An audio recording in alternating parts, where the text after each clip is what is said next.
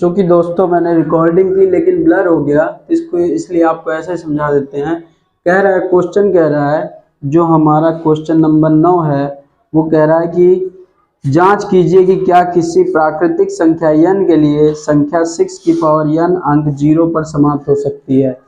तो अगर ऐसा है तो 6 की पावर n का अभाज्य गुणनखंड हम निकालें, जो कि 2/3 6 की पावर n हो जाएगा। 2/3 6 को मैंने 2 और 3 उसके अभाज्य गुणनखंड में खंडित कर दिया और n हो गया। अब आप जानते हैं कि यहाँ पर कहीं 0 ऐसी संख्या नहीं है, तो ऐसी कोई संख्या नहीं है जिस पर 6 की पावर n 0 पर समाप्त होगी। ये हमारा हो गया 9वां। 10वां क्वेश्चन कह रहा है, 10वां क्वेश्चन कह रहा है दोस्तों कि व्याख्या कीजिए कि 7 गुणे 11 गुणे 13 प्लस 13 और 7 गुणे 6 गुणे 5 गुणे 4 गुणे 3 गुणे 2 गुणे 1 प्लस 5 भाज्य संख्याएं हैं। तो पहला वाला हम लेते हैं, 7 गुणे 11 गुणे 13 प्लस 13। अगर यहाँ देखा जाए तो 13 और 13 कॉमन है, तो 13 बाहर ले लेंगे, यहाँ बचेगा 7 गुणे 11 गुणे 13 की जगह 1 हो जाएगा, क्योंकि ये कॉमन हो गया और यहाँ भी 1 हो जाएगा। तो 13 और 7 11 में 77 और 1 जुड़ जाएगा तो 78। तो आप जानते हो 78 2 से भी कट जाएगी, 4 से भी कट जाएगी, 13 से भी कट जाएगी और खुद स्वयं से भी कट जाएगी, इसलिए ये क्या होगी, भाज्य संख्या होगी। इसी तरह दूसरा दिया है 7 गुणे 6 गुणे 5 गुणे 4 गुणे 3 गुणे 2 गुणे 1 और प्लस 5 दिया है। तो चूंकि आप जानते हो कि प्लस 5 जो है इसमें केवल 5 कॉमन है, तो इसको अगर कॉमन ले लेंगे तो बचेगा 7 गुणे 6 गुणे 4 गुणे 3 गुणे 2 गुणे 1 और प्लस 1। तो 7 छंग 42 होता है और 4 3 12 दूनी 24 आ गया और प्लस 1 यहाँ हो गया। इसको गुणा किए तो 1008 आया और 1008 में जब एक हम जोड़ देंगे, यहाँ देखिए 5 आ गया और यहाँ 42 का इससे गुणा किए तो यहाँ आ गया 1009। अब आप बता सकते हैं कि ये भाज्य है, क्योंकि 1009 हमारा अपने आप से स्वयं से और अन्य संख्याओं से भी कट जाएगा, इसलिए ये भाज्य संख्या होगी। दोस्तों देखिए, जो 11वां क्वेश्चन कह रहा है वो बहुत लंबा क्वेश्चन है, लेकिन है छोटा ही, इसमें लिखा लंबा है। कह रहा है किसी खेल के मैदान में चारों के वृत्ताकार पथ है, इस मैदान का एक चक्कर लगाने में सोनिया को 18 मिनट लगता है और इसी मैदान का एक चक्कर लगाने में रवि को 12 मिनट लगता है। मान लीजिए कि वो दोनों एक ही स्थान से और एक ही समय चलना प्रारंभ करके एक ही दिशा में चलते हैं, तो कितने समय बाद वे दोनों पुनः प्रारंभिक स्थान पर मिलेंगे। तो जब भी इस तरह का क्वेश्चन आए तो जो दो संख्या दी है दोस्तों, उसका आप एलसीएम निकाल लीजिए, वही एलसीएम जो होगा वही आंसर हो जाता है। तो हम लिखेंगे यहाँ पे कि सोनिया द्वारा एक चक्कर लगाने में लगा समय, तो सोनिया द्वारा एक चक्कर लगाने में लगा समय, सोनिया को कितना समय लग रहा है, सोनिया को लग रहा है 18 मिनट। अब देखिए मिनट दोनों में दिया है, इसलिए मिनट को मिनट में ही रहने देंगे। अगर घंटे में दे देता तो यहीं पे चेंज करना पड़ता। और रवि द्वारा 1 मिनट एक चक्कर लगाने में लगा समय 12 मिनट। ठीक, तो यहाँ पे 18 का अभाज्य गुणनखंड क्या होगा, अभाज्य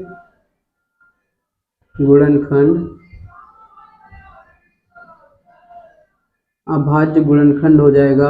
तो 18 का आप एलसीएम ले लीजिए, सिंपल सा है, 2 9 18, 3 त्रिका 9 और 3 एकम 3, तो 2 गुणे 3 गुणे 3। ठीक, इसी तरह 12 का अभाज्य गुणनखंड अगर आप निकालें तो एलसीएम कर लीजिए, वैसे तो कर लेंगे वैसे भी, लेकिन एलसीएम कर लीजिए क्योंकि एलसीएम ज़्यादा सही होता है। 2 गुणे 2 गुणे 3, तो यहाँ पे आपको एलसीएम निकालना है। यहाँ पे क्या करना है दोस्तों, 10वां 36।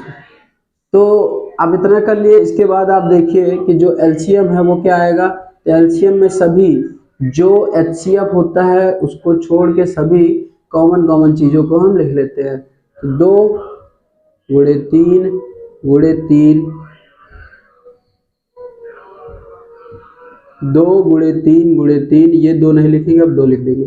ठीक, तो यहाँ देखा जाए तो 2 3 6 6 12 18 और 18 दूनी 36, यानी 36 मिनट बाद वो वापस एक दूसरे से मिलेंगे। तो क्वेश्चन बहुत बड़ा था दोस्तों, लेकिन देखिए कितने छोटे में सॉल्व हो गया। ओके, अगला क्वेश्चन, क्वेश्चन नंबर 12 की तरफ। और यहाँ पे देखा जाए तो दिया गया है कि नीचे दी गई आकृति में x और y के मान ज्ञात कीजिए, जो कि पिछले क्वेश्चनों में हम बता चुके हैं। तो इसका पहले चित्र बना लेते हैं। इसमें चित्र ही बनाना है और कुछ नहीं है। x है, फिर इससे 2 लाइनिंग गई है, 3 और 195, यहाँ पे है 3 और यहाँ पे है 195, 195। इसके बाद क्या है, इसके बाद भी 2 लाइनें हैं, 2 लाइन में y है और यहाँ पे है 3। इसके बाद एक लाइन है 5 और 13, यहाँ पे है 5 और यहाँ पे है 13।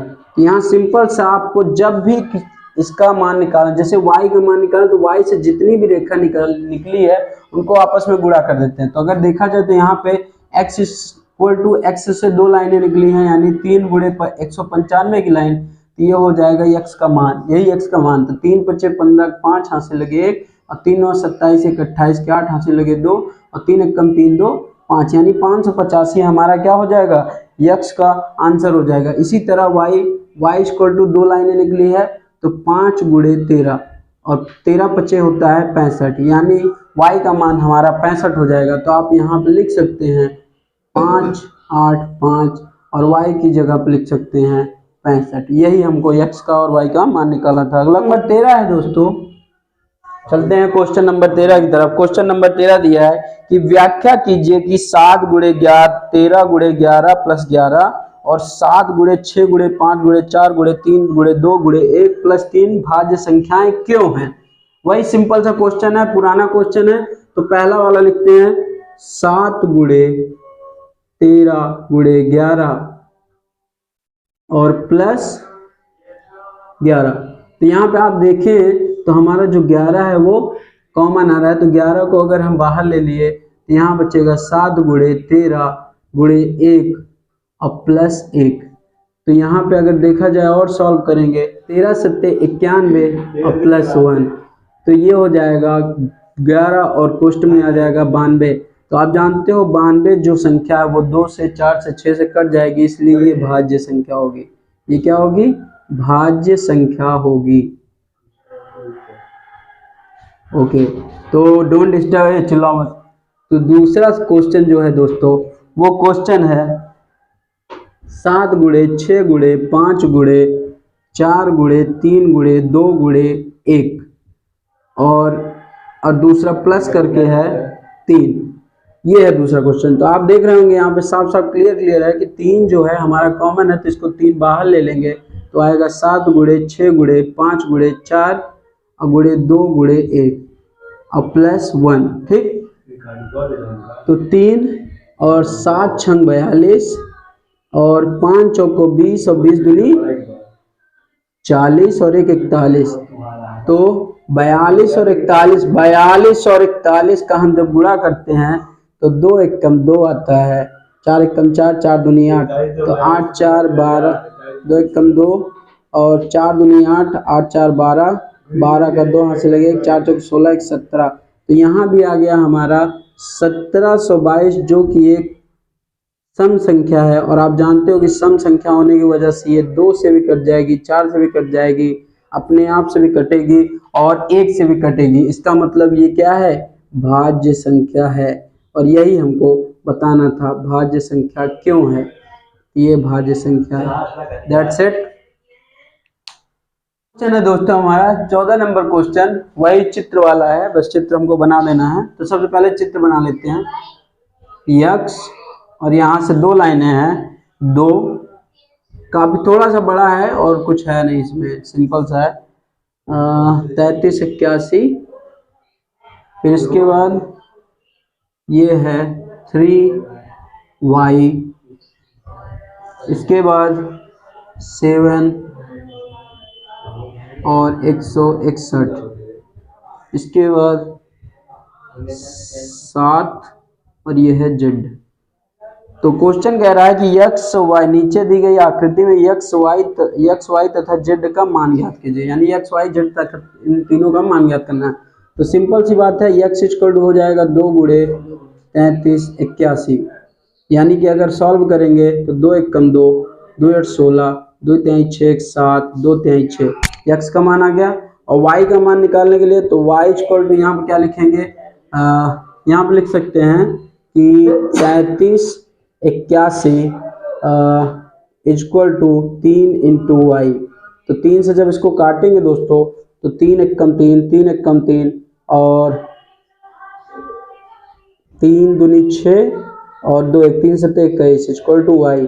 तो y का मान भी यहाँ आ गया और x का मान तो आ ही गया था। इसी तरह z का मान निकालेंगे तो 161 से 2 लाइनें गुजर रही 7 और z की, तो 7 इंटू जेड।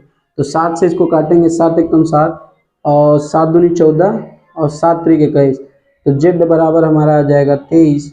तो यही x y और z का मान हमको निकालना था, जो आपने निकाल लिया और बहुत ही सिंपल क्वेश्चन है। तो ओके दोस्तों, हो गया प्रश्नावली। मिलते हैं अब अगले प्रश्नावली में। थैंक यू, धन्यवाद, जय हिंद, जय भारत।